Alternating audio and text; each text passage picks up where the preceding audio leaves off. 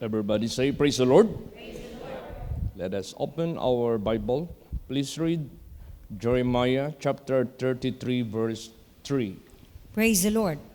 Call unto me, and I will answer thee, and show thee great and mighty things which thou knowest not. Yes. Atin i-consider, sino itong nagsalita? Call unto me. Tumawag kayo sa akin. Ang nagsalita nito ay hindi dito sa lupa. Ang nagsalita nito ay hindi ito saan pa man sa sanglibutang ito. Ang nagsalita dito, it is in the heaven. Nasa langit. Ang nagsalita nito, it is the God who made all things. Who made the universe. Sabi niya, call unto me, and I will answer thee. Napakalayo ng langit, as what the Bible says. Napakalayo ng langit mula sa lupa. But, salamat tayo sa ating Panginoong Diyos. Even the tiniest voice He could hear. No? Marinig niya. Di ba, minsan meron ditong babae was mistaken. Akala ng mga tao, she was drunk with strong drink. Yung pala nagdalangin siya sa buhay na Diyos. At yung pinakamaliit na tinig, kayang pakinggan ng Diyos. No? Kaya ang Diyos sabi niya, call unto me and I will answer thee. So gumawa ang Diyos ng access sa atin na makatawag tayo sa Kanya at maririnig niya. Ang Diyos nagbigay sa atin ng privilege. Pagtatawag tayo sa Kanya, papakinggan niya tayo, ibibigay niya, gagawin niya. See, ginawa niya ng paraan ang tao maging worthy. Ginawa niya ang paraan ang tao magkakaroon ng oportunidad na makatawag sa Kanya at sasagutin niya talaga. Ito na yung buhay natin. Praise the Lord. Ito na yung buhay natin na may access tayo dyan sa Kanya. Sumasagot talaga siya. And show you great and mighty things. Anumang bagay sa sanglibutang ito, ang Diyos natin kayang gagawa greater than anything na ating hinaharap. Ang Diyos may kakayahan sasagot sa atin mightier sa anumang mga hinaharap natin na malalakas sa tingin natin.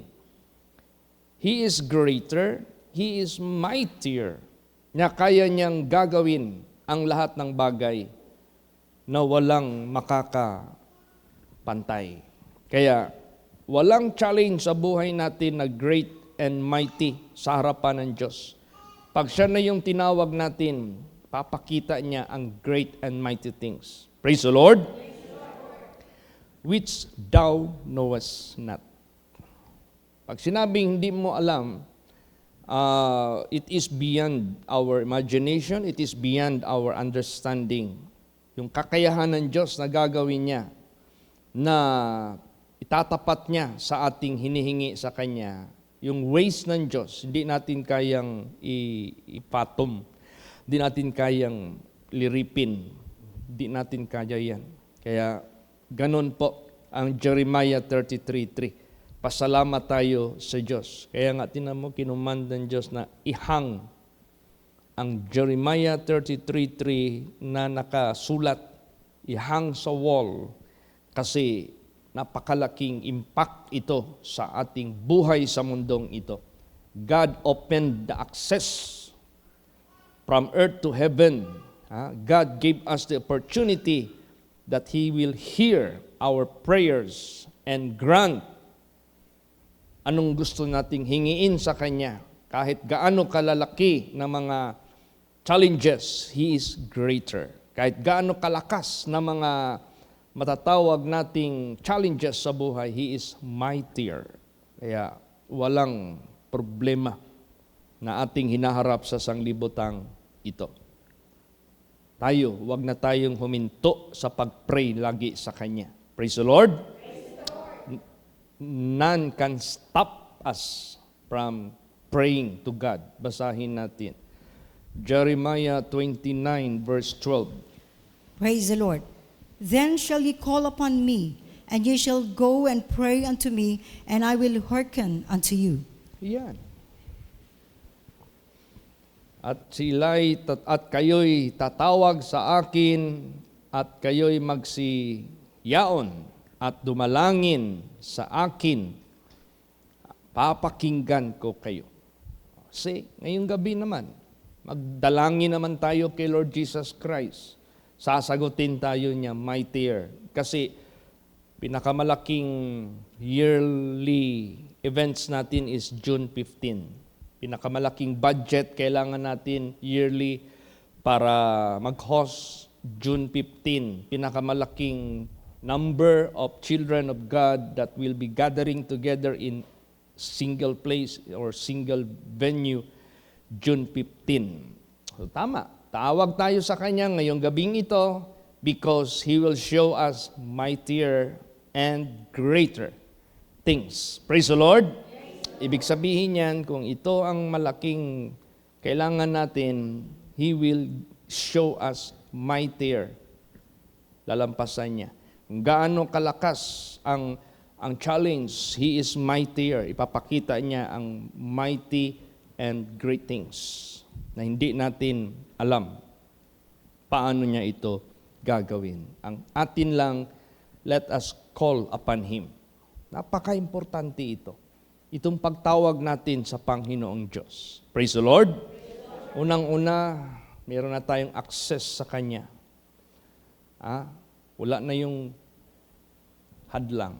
Pinatawad na ng Diyos. Ikalawa, pinagtibay tayo ng Diyos para yung kasalanan na yan na inalis niya, hindi na makamules sa atin.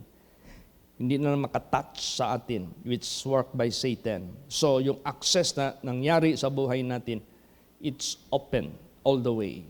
Open all the time. Kaya i-maintain natin ang ating obedience sa ating Panginoong Diyos. At yung faith natin, pagtibayin natin sa Kanya. Para wala tayong kakatakutan na hinaharap natin na mga pangyayari na ating kailangan. Wala. Kasi nandyan ang ating buhay na Diyos, ang ating Panginoong Hesus Kristo. Praise the Lord! Sometimes, may mga bagay tayong hinihingi natin sa Diyos na hindi natin napapansin na hiningi pala natin. Meron ba yan ganun, Pastor? Na meron tayong hinihingi na hindi natin alam na hingi pala natin, tapos sinagot tayo ng Diyos. Meron palang ganun? Meron po. May mga unnoticed na mga prayers na ginagawa natin sa presensya ng Diyos. Kahit unnoticed, nanonotice ng Diyos yan. Kahit unheard, naririnig ng Diyos. Kahit sometimes forgotten by us, God remembered it. Praise the Lord! Basahin natin. Isaiah 65 verse 24. Praise the Lord. And it shall come to pass that before they call, I will answer, and while they are yet speaking, I will hear. See? May mga bagay na tumawag tayo sa Panginoong Diyos. Sometimes unnoticed. Hindi pa tayo nakatawag sa Kanya. Nasagot niya na tayo. Habang nagsasalita pa lang tayo, hindi pa natin natapos yung sentence sa prayer, pinapakinggan niya na tayo. Ganun ka ang Diyos natin. Ganun siya ka-perfect. Ganun siya ka-accurate sa ating mga prayers. Ganun siya ka-perfect sa ating pag-call sa Kanya na sasagutin niya kaagad tayo. Praise the Lord! Kaya prayer is the key. No? Ito yung susi para tayo magtagumpay. Itong Jeremiah 33:3 na yan. Napakahalaga yan sa buhay po natin. But before Jeremiah 33:3, 2 Chronicles 7:14-16 must be complied first. Must be done first before the grant. Pumunta kami kahapon ni Brother Eugene sa Mitsubishi kasi gusto nilang magkuha ng brand new na pick-up. Triton. So, merong requirements. So, hindi yan ma-release until you have complied the requirements. So, ang Jeremiah 33:3, this will never happen sa buhay natin. Na kung tatawag tayo, sasagutin niya tayo. Kung ano yung mga great and mighty things na hinaharap natin, He is greater and mightier than them. Hindi ito magagrant unless makomply muna natin ang 2 Chronicles 7:14 to 16. Praise the Lord. If that is being complied already, tapos na, we have done, then wala na tayo. Puro na lang tayo tawag sa Kanya. Puro na lang tayo hingi sa Kanya. Puro na lang tayo pray sa Kanya. At tanggap na lang tayo ng tanggap. Tanggap na lang tayo ng tanggap. Siya naman, pakinig lang siya ng pakinig. Hear and hear lang siya and grant sa ating mga hinihingi. Tingnan mo, unnoticed ito eh. Hindi pa tayo naghingi, binibigay na niya. Nagsasalita pa tayo, nakikinig, mapapakinggan na niya. These are unnoticed prayers. Totoo yan. Praise the Lord.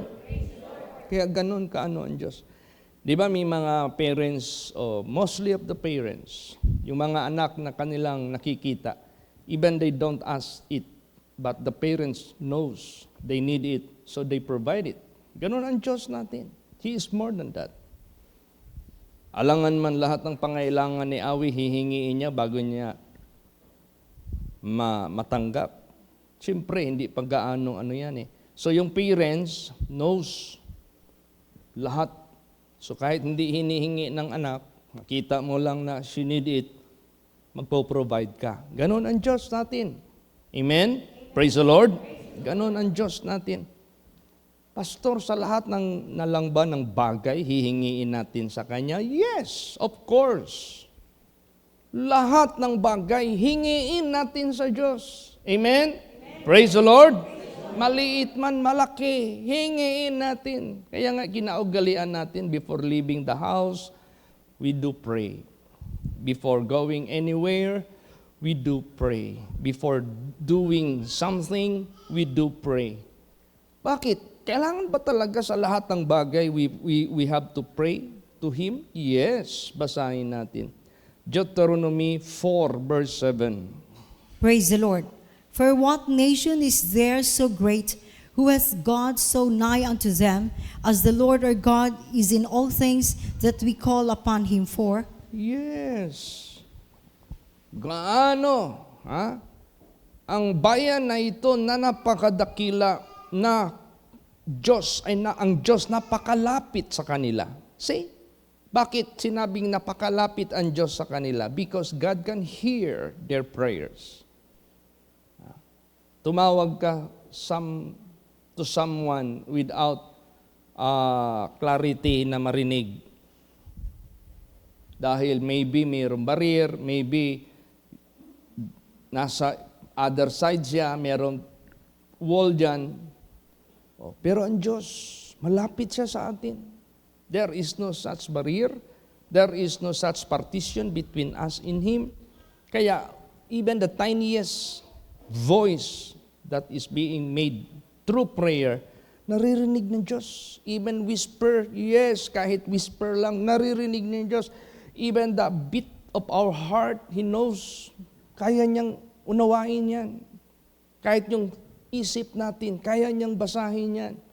Inisip pa lang natin, alam na niya. Kaya nga, thou knowest my thought afar off. Nagpaplano ka pa lang, alam na ng Diyos yan. Kaya, lahat ng bagay, we have to pray. Praise the Lord. Sinabi dito, what nation is there so great, who hath God so nigh unto them? Napakalapit ang Diyos sa kanila.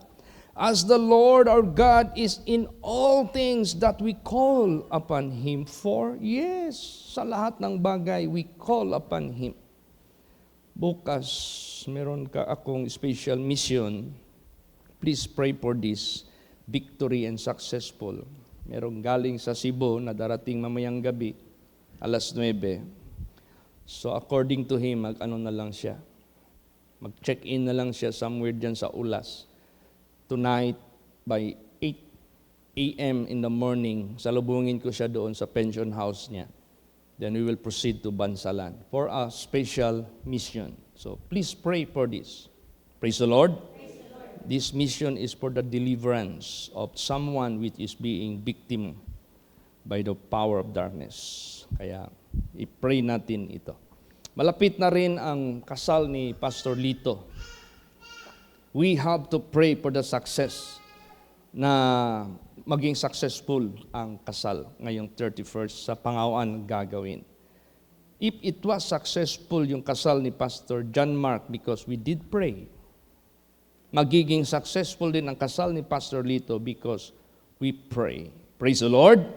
In all things, we have to pray. Alam mo, yung papunta na kami ng Madsayap, Kanggusan, yung mga anak ng Diyos, nagmamotor, sumusunod sa aming likod. In case of aberya, they have nandyan lang sila, nag-aabang. Noong nakarating na kami sa Kanggusan, we passed through many difficult situation of road. Merong landslide, merong napakababa, merong biglang ganon, merong kunting river, ano-ano na lang. Yung sumusunod sa amin, until we reach Kanggusan Congregation, sa church mismo, pagbaba ko, sinalubong kagad ako ng mga anak ng Diyos na nagmumotor, sumusunod sa likod ko. So they have witnessed how we have traveled, no? Especially sa difficult roads. Sinabihan pa naman ako ng mga membro, Pastor Chit, kulang pa ang hirap ng daan. Bakit mo nasabi yan? Parang wala man lang kahirap-hirap yung nakita namin sa sasakyan na ginagamit ninyo pagbiyahe. For our own perception, mahirapan ito. Maabirya ito.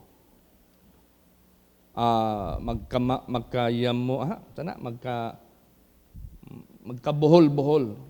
Sa kanilang perception, according to the situation sa road. Pero habang sumusunod sila, sabi nila nga, doon kami dumadaan sa gulong na dinadaanan mo. At sabi nila, kulang pa ang hirap ng daan. Anong kulang pa? Sa kanilang tingin, walang kahirap-hirap ang aming biyahe. As if yung daan ay napakaganda. Pero sa kanila, napakahirap na sa tingin nila. Bakit? Kung mahirap ang daan, mas malakas si Jesus. Kaya nga yung mightier and greater nandyan sa Kanya. Walang daan na mahirap. Minsan, pumunta kami kay Brad Manning. Walang dumadaan doon na sasakyan. Halos. So, yung daan doon, maputik, makapal, malalim, puro daan lang ng motor nandoon. Nung papunta na kami doon, yung Delica, almost na maghalik doon sa wall ng karsada na ganon. Tabing karsada, meron doong bundok.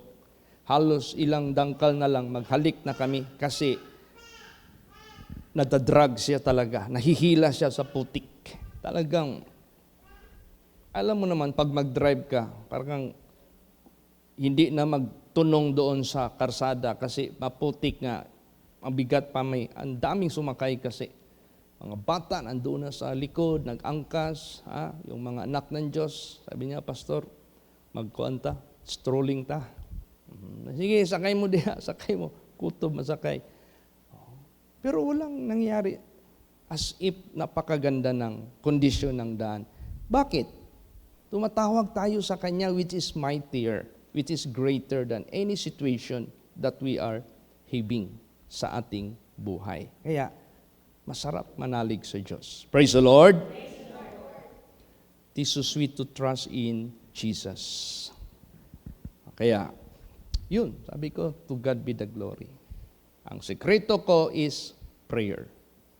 Pray lang ako ng pray. Before we left, Lord, let your angels uphold the vehicle. Bless the condition of the vehicle. Yung pa namang gulong namin na isa, nabutas. Ang laki ng butas. Natusok ng matalas na bato.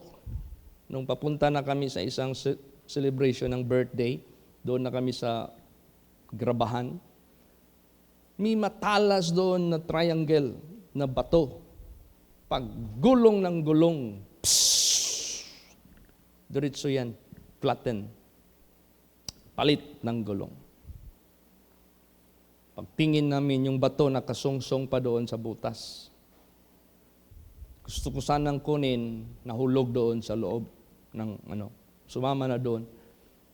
Buti na lang nabulkit namin. Pinakamalaking, ano yung tawag niyan? Yung pambulkit. Yun ang ginamit. Ay, salamat, nakarating kami sa Davao. To God be the glory. Hindi man lang sumingaw yung bulkit. But I believe God will purchase a brand new 2 tires para mapalitan na yan. Praise the Lord. By the grace of God. Kaya, napakalapit ng Diyos na ating hinihingian sa lahat ng bagay, in all things. Lahat ng bagay, hingiin natin sa Diyos. Bakit? Walang bagay na i-withhold ng Diyos. No good thing God will withhold to them that walk upright. Kasi meron na tayong access eh. Tulad yan, itong cathedral or big church na tatayo natin. Itatayo yan ni Lord Jesus 100% because He heard our prayer. Praise the Lord. Kaya nag-prayer na kami doon sa sa location kung saan itayo yung big church sa Kangusan. Ang proposal sa big church sa Kangusan, bigger than Madsayat. Bigger than Madsayat. Wider and longer. So, sabi ko, okay, after devotional, let's go to the site and let's have prayer. Doon ako nag-pray. Pray ako kay Jesus. Jesus, Lord Jesus, itayo mo ang simbahan nila. Itayo mo ang simbahan nila. In your own mighty way. Bakit? Nung nag-preach ako sa devotional, bakit hindi natayo ang simbahan dito? Di ba na-pending, na-postpone? Kasi tumitik tayo sa presyo ng abaka. Tumitik tayo sa presyo ng saging. Nag-stop buying ngayon ang saging. Ngayon, baguhin natin ang ating sistema. Doon tayo tumitik kay Lord Jesus Christ. Baba man, mataas man ang presyo, don't mind. Huwag mong isipin yan. They are not the answer. Doon tayo tumitik sa Kanya, who will never faint, who will never becoming slower sa Kanyang kakayahan. He will maintain His power and capacity to perform anything na hingiin natin sa Diyos. Praise the Lord! Kaya doon tayo. Tulad niya ng big church. Huwag tayong tumingin sa number of member. Huwag. Kaya sabi ko, Jesus, bigyan mo kami ng personage. Tingnan mo binigay ni Lord Jesus Christ, nakikita natin yan. I never expect it that it will be like that. Ang ganun. At lagi lumalabas sa bibig ko, do not compare it here. Because this is multi-purpose building, but the big church is more magnificent than the personage. The materials that will be used dyan sa big church na yan is much costlier than the personage, I tell you. Praise the Lord. Bakit ginawa ito ni Jesus Christ? To boost our faith. Praise the Lord. Kasi hindi lang ito ang itatayo natin na big church. Kailangan palakihin ang simbahan ni Pastor Tam doon sa Taguig. Sa Taytay kung saan siya nilagay ni Lord Jesus Christ. If the space is no longer capable to hold the number of the saves. I-provide yan ni Lord Jesus. Yung mga churches natin na marami na sila ngayon. Masikip na sila. Parakihin lahat yan. Able ang Diyos. Nagpo-propose tayo ng international mission, worldwide mission. Tapos wala tayong faith to believe. Amen? Praise the Lord. Ganun. Itong Jeremiah 33:3 talaga, ito talaga, ang gagawin talaga natin. Ano mang mga challenges sa mga churches natin. Kaya sabi ko, okay, let's pray na lahat ng pastors dito sa Oriental, magbili tayo ng 4x4 na mga sasakyan ninyo. At yung mga pastors dito na capable pang magmotor, magbili tayo ng brand new na CRF, yung maganda talagang pang bundok. Para mobilize kayo. Pakilusin natin ang faith natin sa Diyos. Tingnan natin siya, huwag tayong tumingin sa kakayahan natin. Let's forget ourselves. Praise the Lord.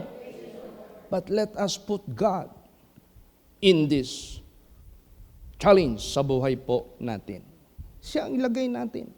Tumawag tayo sa Kanya. Lahat ng bagay hingiin natin sa ating Panginoon Diyos. Gagawin niya ni Lord Jesus Christ. Kaya iniimbita ko na nga yung some of the members, mag-prepare kayo. Kung gusto niyo sumama sa pastor ninyo, mag-conference kami sa Malaysia. Mas maganda, may experience kayo sa overseas, sa labas ng bansa. Who knows? God will be sending you someday. Praise the Lord. Marunong na kayo magharap ng immigration officer. Marunong na kayo paano magpa-chop ng passport. Kailangan yan kasi we are going worldwide. We are going to many nations, to many places. Kasi kung hindi natin yan sabihin, nagmumukha tayong walang faith. Pag hindi natin yan sabihin, nagmumukha tayong disregarding the mission which Jesus Himself spoke. Praise the Lord. Pero pag sabihin natin yan, masaya ang Diyos because faith pleases God. Amen? Praise the Lord. Then ayoko may marinig akong negative from among us because it hinders. Dapat lahat tayo, positibo tayo lahat. Pag may makarinig kayong mga negatibo sa direksyon na binibigay ng Diyos sa atin, para bang paatras. Tingnan mo yung tao na negative nung i-acquire na natin ito by faith. Di ba? Namatay na lang yun, hindi ka nakaapak dito na nilisuan ng bait. Lumabas sa bibig niya eh. Hindi natin yan mabili. Imposible yan mabili. Wala tayong pera. Wala kang faith? Pag sabi ni Jesus, hinanda ko na yung lupa na malaki. O, di ba? Sinungaling ba siya? Hindi. Praise the Lord. So ngayon, we are already, we tested God in our lives. Nasubukan na natin ang Diyos. He is tried for how many years already? Shall we not accelerate? Hindi ba tayo mag-accelerate? Tungo sa kanyang purpose, tungo sa kanyang pangako, tungo sa kanyang sinalita.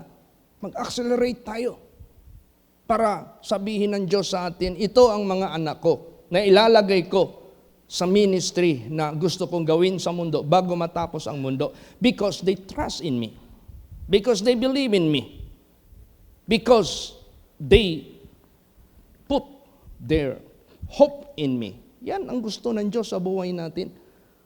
Let us stir up the gift of God. Praise the Lord. Stir up natin yan. Hindi natin yan pakilusin, hindi natin yan sabihin. Mangyayari talaga yan. 100% yan. Ang Diyos pa. Sabi niya, anong gusto niyang gawin sa langit at dito sa lupa, magagawa niya lahat. Now, habang nandito pa tayo sa sanglibutang ito, anong sinabi niya na mangyayari bago matapos ang mundo? This gospel of the kingdom must be preached first unto the whole world. Tapos baka maya magtanong kayo, Pastor Chit, meron bang taong nangako sa iyo magsuporta? Bakit magtanong kay may tao? Ang Diyos na nga ang magsuporta sa atin ang magpo-provide. Praise the Lord. Don't ask me if there is any man, if there is any rich man who would support me. No. God is the one that will support all of us. Praise the Lord. God will fulfill it according to His word. Yan ang gusto ng Diyos sa buhay natin. 100% yan. Sabihin ko po sa inyo, gagawin ng Diyos yan. Hindi, walang tao dito na involved. Para walang taong magmamayabang. But all the glory and the honor must be to God. Because siya lang ang ating pinaniniwalaan at tumatawag tayo sa Kanya, sumusumbong tayo sa Kanya sa lahat ng mga bagay at sinasagot tayo. Praise the Lord. Yan ang gusto ng Diyos. Kaya kahit magsalita kayo ng magsalita. Huwag kayong matakot.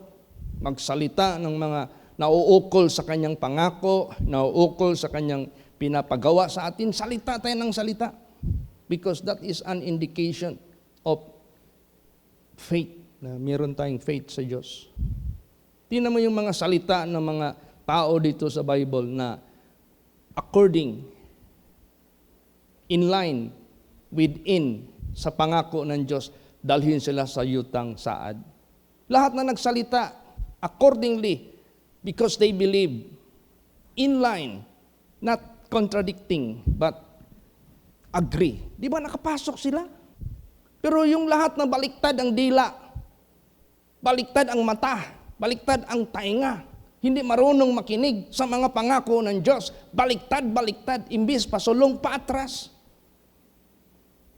O di ba hindi sila nakapasok sa land of promise? Saan binasihan ng Diyos? Sa salita nila.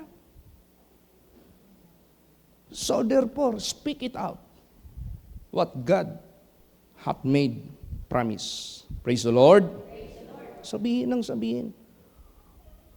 O yung leading ni Jesus sa akin doon sa Kanggusan, dahil tumitik tayo sa presyo ng abaka, na selo si Jesus Christ. Nagtitik tayo sa presyo ng saging. Nagselo si Jesus Christ. Ulitin na natin ang ating behavior sa Diyos, sa harapan ng Diyos. Let us look to Him. Let's pray. Huwag tayong gumawa ng kasalanan. Huwag tayong gumawa ng kalokohan. Huwag tayong magdumi sa sarili natin. 100%. Makarating yan doon, sasagutin tayo ng Diyos. Don't ask me anything. Paano? I cannot answer you. Praise the Lord. Sinabi na nga call unto me and I will answer you and show you great and mighty things which thou knowest not. Amen? Praise the Lord. Hindi natin kayang liripin yan. Ang gusto lang ni Jesus Christ, titik tayo sa Kanya. He is alone can do it. He has all the capacity, and power to perform what we ask in prayer. Huwag ka nang magtanong. Hindi natin kayang yan. Subayin o kaya i-trace mo. Hindi kaya. Siya. Pag nangyari na yan, we will be praising God.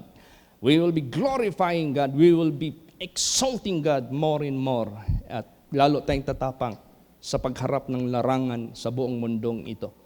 Wala na tayong dapat katakutan pa. Amen? Praise the Lord. It must start from us. Hindi kayo mag-jump tayo sa labas, sa sarili natin. We were not able to let God move to our necessities. Hindi natin na nagawa, pakilusin ang Diyos sa ating mga pangailangan. Big church is necessity. Look at every John 15. Praise the Lord. Kaya, let none from among you will speak against. Papayaan kayo ng Diyos. Do not ever speak contrary to the promise of God. Para mabulahan ka, para malipay ang Diyos nga imong gialagaran, let us speak the same direction the same way. Believe. At bago yan mangyari sa dalawang mga mata mo, gagawin yan ng Diyos sa buhay mo. Ikaw muna ang ibibless ni Jesus. Ikaw muna ang sasagutin ni Jesus Christ para maging testimony ka sa mga tao that you can say, God is alive, God is able, God is listening, God is answering. Kasi experience mo eh. Praise the Lord. Kasi ikaw mismo may faith, ikaw mismo ang sumunod sa Diyos. So, hindi maging void ang kanyang mga sinasabi dito. It is accurate and faithful. Kaya lahat ng bagay, itawag natin sa ating Panginoong Diyos. Lalo't na itong mga bagay na, yung bang we are worried na every June 15, nasa labas na lang yung iba dyan. Hindi ba pwede na gano'n na lang? We have to take responsibility how to accommodate the entire number of the attendees in a certain place, in a single place na walang maglabas. So what is the answer? Bigger church. Praise the Lord. At sigurado yan. Ano man yung kinakabalakan ba nato, tabangan ta sa Diyos. Lutasin niya ng Diyos. Basahin natin. Psalms 34, 3 and 4. Praise the Lord. O magnify the Lord with me, and let us exalt his name together. I sought the Lord, and he heard me, and delivered me from all my fears. Ayan. Anong sinabi dito? O magnify the Lord with me. Hindi lang ako. Kayo rin. Amen? Praise the Lord. And none from among you will detach. Separate mo yung sarili mo, hindi ka mag-join sa akin. No, it cannot be. Gusto nyong makasama sa kaharian ng Diyos, gusto nyong magamit ng Diyos mightily, gusto nyong i-grant lahat ng hinihingiin nyo kay Jesus Christ, join me. Yan ang sinabi, O magnify the Lord with me. Let us, hindi lang ako, hindi lang iilan, let us exalt His name together. Di ba? Lahat tayo. Praise the Lord. Bantayan natin itong ano natin. Let us watch. Let us be sober. This congregation, this group, this people of God. Let none attack us successfully na magsira sa loob ng karamihan, magsira sa isip ng karamihan. But rather, rebuke them, but rather, give them clear advice. I sought the Lord, and He heard me. See, this is personal experience. This is personal testimony.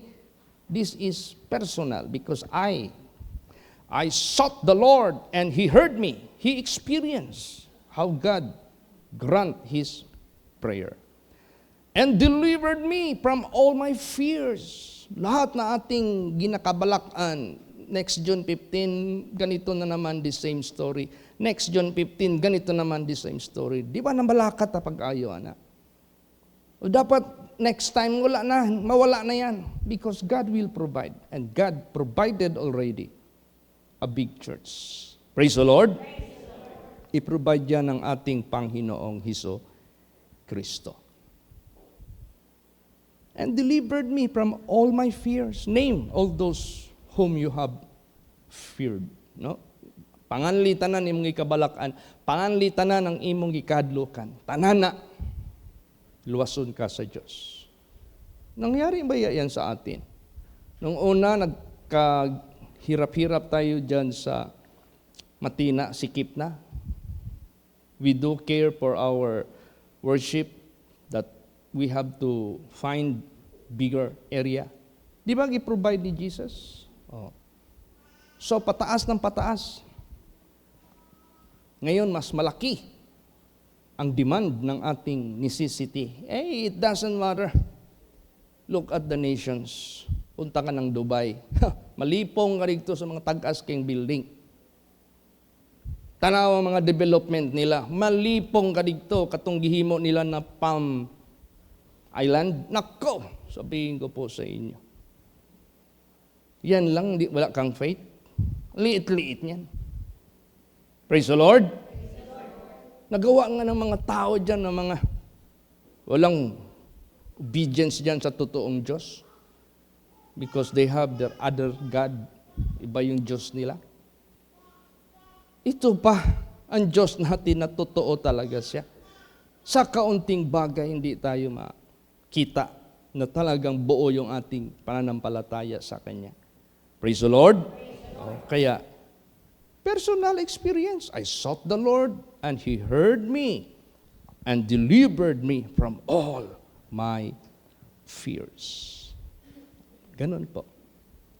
Lahat na ating kabalakan, lahat yan, i-pray natin sa Diyos. He will deliver us. Basa pa. Psalms 50, verse 15. Praise the Lord. And call upon me in the day of trouble. I will deliver thee, and thou shalt glorify me. Yes. Tumawag kayo sa akin sa araw ng kabagabagan. Liligtasin ko kayo. O ko ikaw, at ikaw ay luluwalhati sa akin. That must be the outcome after we are being answered and delivered. Let none among us be glorified, but there should be one only that must be glorified, and that is our God. Amen? Praise the Lord. Siya lang ang glorify natin. Walang mag-angkin yan. Walang paringigan natin yan na ganun-ganun, wala. Siya lang talaga, wala ng iba. Kaya lahat ng trouble natin, idalangin natin sa Diyos. Alam mo, pag tayo ay nagkaisa at tayong lahat ay sumunod sa Kanya, hindi ba tayo pahiyaan ng Diyos? Hindi ba tayo fail ng Diyos? Tingnan mo yung mga people of God dito sa Bible, which serve God with the entire of their being, heart, mind, soul, everything binigyan na nila sa Diyos. Nako, sabihin ko po sa inyo, God honored them. Alam mo, marunong din ang Diyos magparangal sa atin. Praise the Lord. If we do honor God, God also is honoring you. Kung sino yung gusto niyang parangalan. Basahin natin. Psalms 91 verse 15. Praise the Lord. He shall call upon me, and I will answer him. I will be with him in trouble. I will deliver him and honor him. Yes. He shall call upon me, and I will answer him. I will be with him in trouble. Sa ating hinaharap ngayon, He is with us. Praise the Lord. Don't be worried. I will deliver him. Liligtasin niya tayo and honor him. God will deliver you and God will honor you. Praise the Lord. How about yung walang faith? How about yung nagko-contradict? I will put them to shame.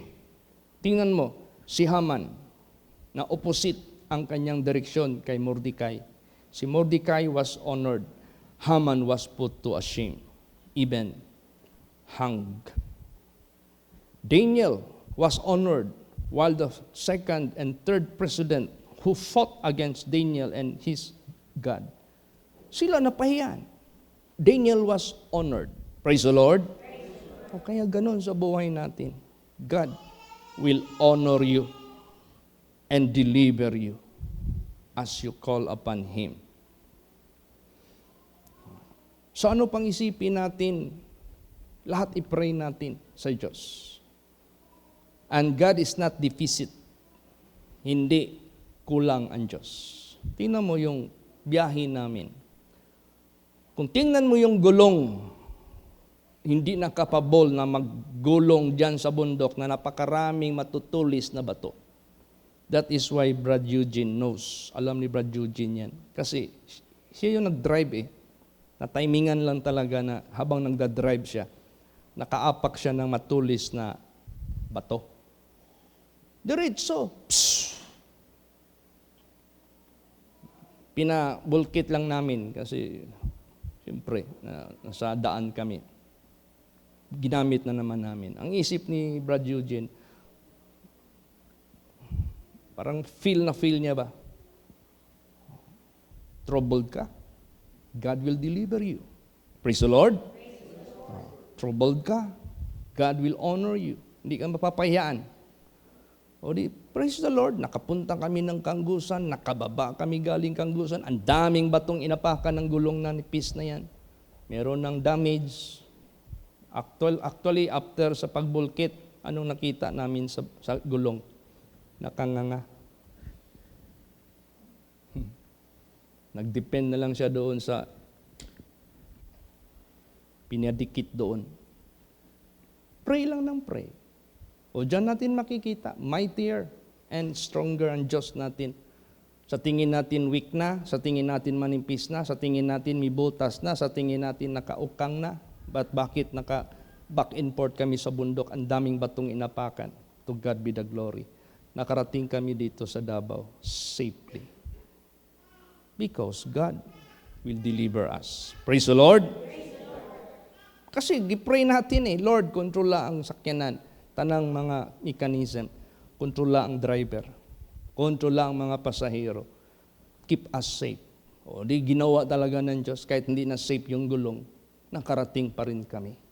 Kahit sigsag yung daan, walang sumuka man lang kahit isa. God kept His people. Bakit? Kahit hindi natin hiningi, anong ginawa niya? Basa. Ephesians 3:20. Praise the Lord. Now unto him that is able to do exceeding abundantly above all that we ask or think, according to the power that worketh in us. Yan. See, yan ang isipin natin. Doon sa Kanya, sa Panginoong Diyos, sa ating buhay na Diyos na nasa langit, ang ating Panginoong Hesukristo, that is able to do exceeding abundantly above all that we ask or think. Yung hiningi natin sa Kanya, lampasan niya. Yung iniisip natin na problema, lampasan niya ang solusyon. Ganun kalaki ang charge na ating hinihingi, yung pala greater pa. Yung hinihingi natin na lupa na 1,000 square meter, 1 hektarya pala. Yung iniisip natin ang mga membro natin hindi kasali sa lupa, kasali pala. Amen? Praise the Lord.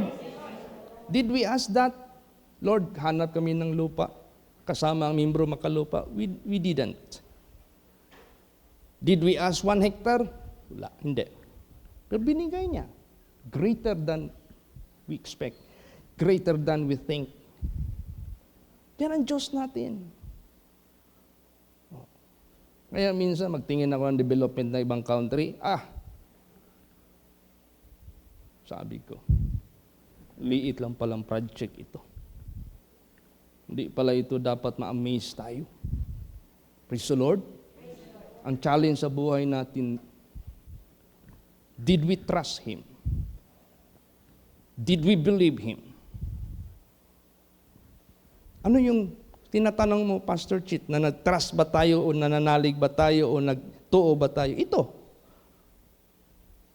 That He is able to do exceeding abundantly above all that we ask or think. Maniwala ka ba niyan? You must believe. According to the power that worketh in us. Nag-work na ang power of God sa buhay natin. Will you agree that the power of God worked and still working? Will you agree that? Praise the Lord. Of course, we have to agree. Ay pagluya-luya sa pagtuo.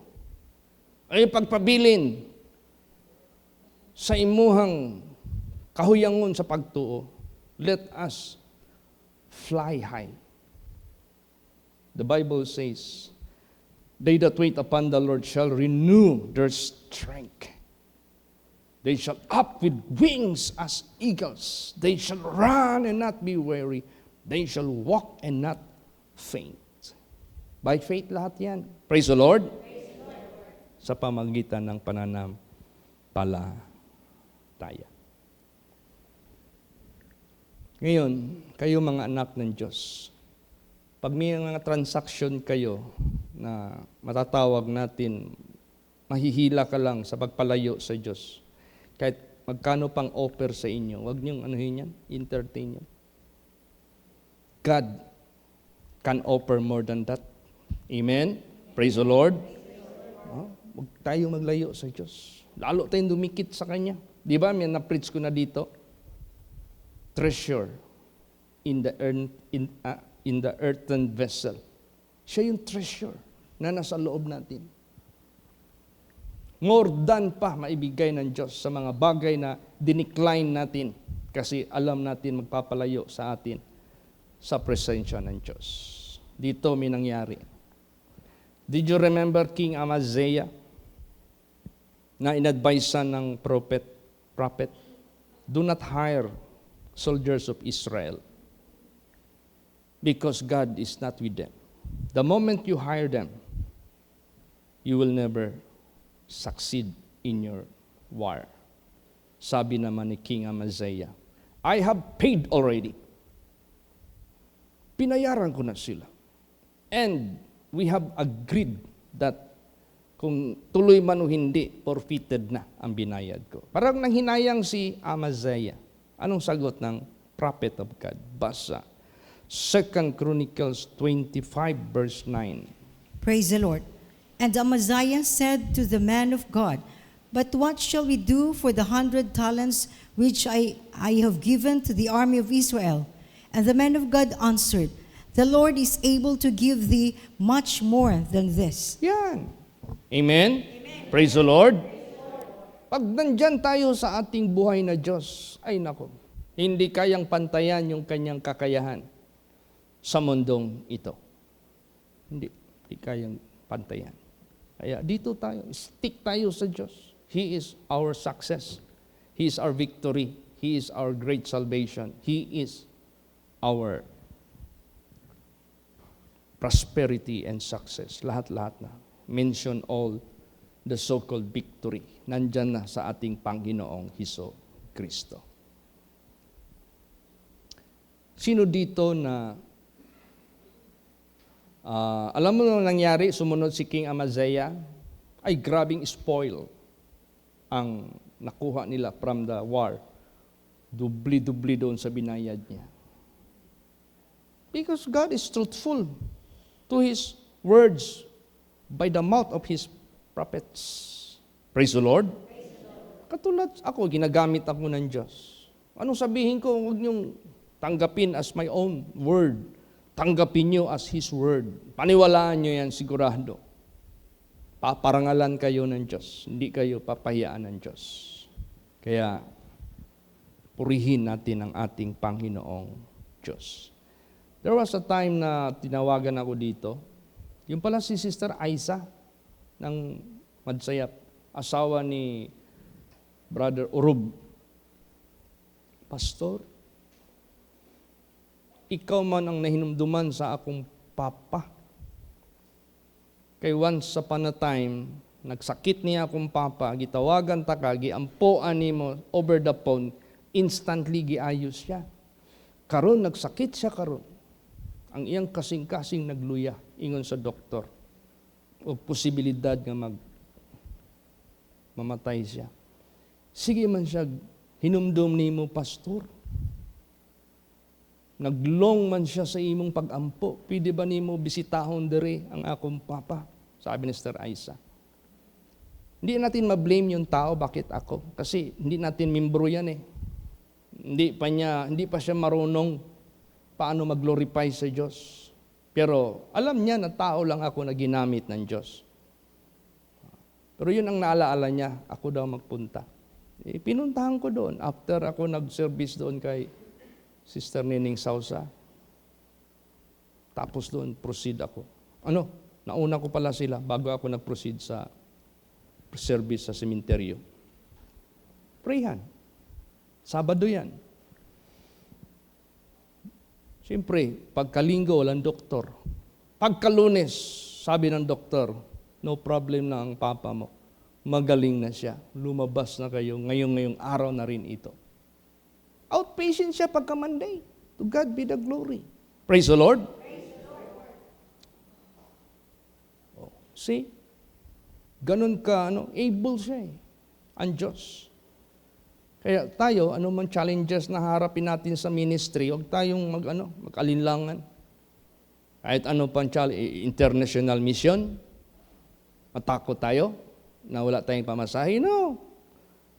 Big church, matakot tayo, wala tayong panggastos? No. Huwag mong tayong matakot sa anumang hinaharap natin for the sake of the Lord. Praise the Lord. Tingnan mo yung mga anak ng Diyos dito. Klaro na mamamatay sila. Unang-una, yung hari mismo ang nag-utos na painitin yung horno. But they were not moved. Hindi sila na-move. Grabe yung nakaangkla talaga yung faith nila sa buhay na Diyos. Praise the Lord. Shadrach, Meshach, and Abednego. Ganon ang gusto ng Diyos sa atin ngayon. Yan, gayahin natin yung faith nila. Tingnan mo anong sagot nila. Basa. Daniel 3:17. Praise the Lord.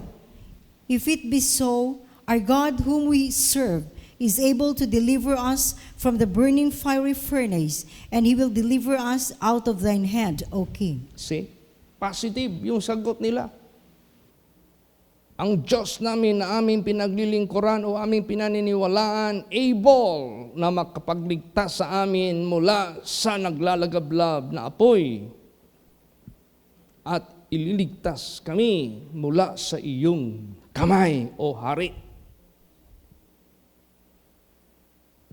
Kaya nagalit yung hari. He felt disrespected by them or insulted or humiliated. Totoo naman talaga yung pinaglilingkuran nila. He is the King of Kings. Who are you? You are just human king. The God whom we serve is the King of Kings. You are just human made by our God. Kaya, able siya. O yun ang gusto ng Diyos sa atin. Amen? Praise the Lord. O di ba anong nangyari? Niligtas sila ng Diyos because they believe God. Niligtas sila ng Diyos because they spoke it about His power. Ay ganun, huwag tayong pahiya-hiya. Magsalita. Ano yung gusto nyong mag-abound kayo sa gawain ng Diyos, sabihin ninyo sa harapan ng Diyos. Huwag kayong matakot by faith. If you felt unworthy, then maghinusol. If you felt malayo ka sa Diyos, then magsikap ka. Lumapit ka sa Diyos ng husto. Praise the Lord. Oh, di ba pag nagawa mo na yan, ay sabihin ko sa inyo, prayerful ka. Guided tayo lahat ng Diyos eh. Hindi ito sa atin. Sikreto ito, hindi lahat tao nangyayari ito. Last verse, basahin natin. Psalms 25:14. Praise the Lord. The secret of the Lord is with them that fear Him, and He shall show them His covenant. Yes. Covenant, promise ng Diyos. Hindi lahat tao sa mundong ito, hinahayagan niya at ginagawa niya ng ganito. Only those na may takot sa Kanya, yung godly fear kung tawagin. Kaya pasalamat tayo sa Diyos. Ito na yung pinaka-treasure natin, na ang Diyos ay nandito sa atin dahil nilinis tayo ng Diyos. Pinagtibay tayo ng Diyos. We are His workmanship. Kaya to God be the glory. Don't forget to pray tonight. Pagluhod natin. Jesus, prepare everything for our gathering. June 10 hanggang matapos. Praise the Lord. You handle everything for our success, for our victory. Yung hindi pa nakapagbigay ng pledge, pakilusin nyo yung faith. Pakilusin natin. Kasi nag-pledge din kami. Pakilusin natin yung ating faith and lagi yung obedience. No? Yung faith natin sa Diyos. Ay, sigurado yan. You can give what you have made, any amount of your pledge. God will supply. Praise the Lord. Magsitayo po ang lahat.